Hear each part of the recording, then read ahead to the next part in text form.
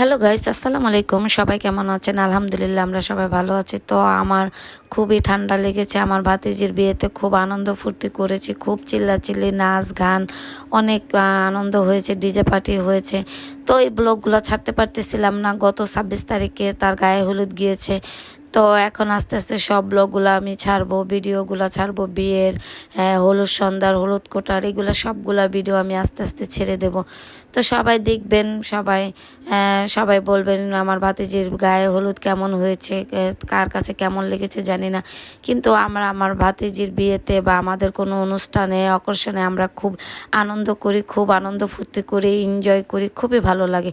তো আমার ভাতিজির বিয়েতে ডিজে পার্টি করেছে, আরও অনেক আয়োজন করেছে, অনেক আইটেম করেছে, খুবই আনন্দ, মানে বলার মতো না, মানে অনেক আনন্দ করেছে। বউ তো নিজে নাচানাচি করতেছে, বউ খুব এনজয় করতেছে। বোর মানে বেশি ভালো লেগেছে আমার কাছে যে আমার ভাতিজি নিজেই নিজের বিয়েতে নাচ গান, মানে অনুষ্ঠান সবই সে নিজে একাই মানে খুব হ্যান্ডেল করেছে, খুবই আনন্দ করেছে।